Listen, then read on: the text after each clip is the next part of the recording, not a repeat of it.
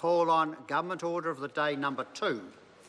Residential Tenancies Amendment Bill, third reading. Mr Speaker. The Honourable Dr Nick Smith. Mr Speaker, I move that the Residential Tenancies Amendment Bill be now read a third time. Mr Speaker, this is a significant bill that will make for warmer, safer and drier homes for tens of thousands of New Zealand families. Let me emphasise the 4 key changes that are made in this bill. Firstly, from the 1st of July, this bill will require smoke alarms in every one of our approximately 500,000 residential properties. That is a measure that is expected to save between 3 and 4 lives per year. The regulations that back it up requires that the smoke alarms be the new 10-year long life alarms for all new alarms that are being installed. And it's expected that there are approximately 120,000 homes that do not comply, of which we need to have an effective information campaign over coming weeks to ensure they comply before the coldest period of winter. It's a good, practical measure that I hope every member of this House would support. I point out in the cost-benefit analysis, it's a no-brainer.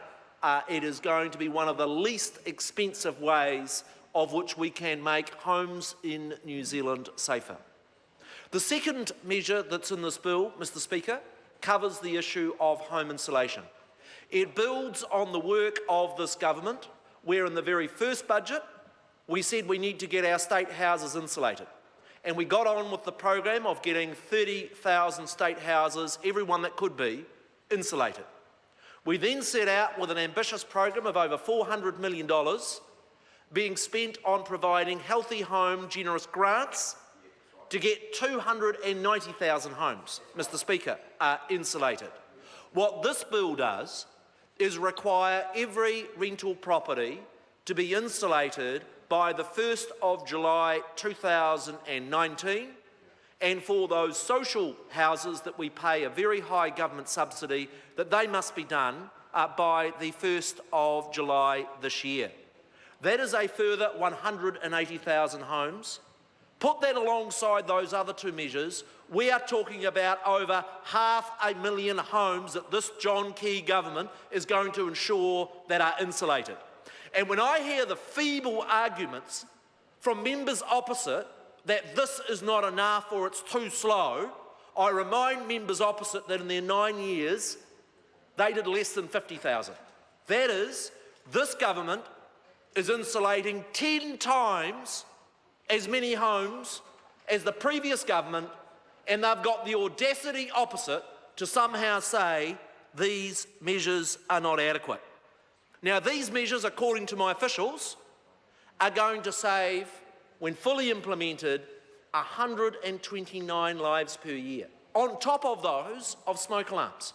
So over the next 10 years, Mr Speaker, this bill is expected to save the lives of 1,000 fellow New Zealanders, and it's a measure on behalf of this government that I am incredibly proud to sponsor through the Parliament.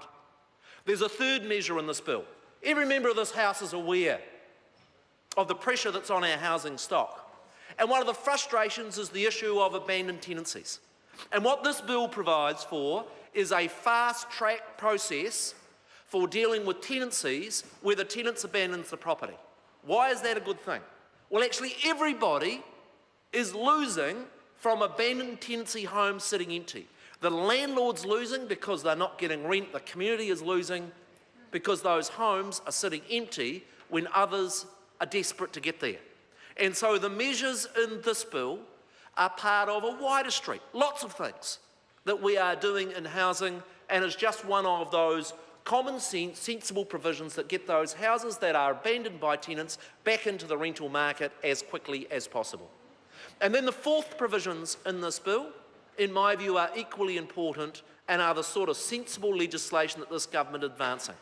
I know every member of this House, Mr Speaker, will be concerned about some of the slum landlords. I'm sorry around to the interrupt the Honourable Minister. The time has come for me to leave the chair for the dinner break. This debate is interrupted and I shall resume the chair at 7:30.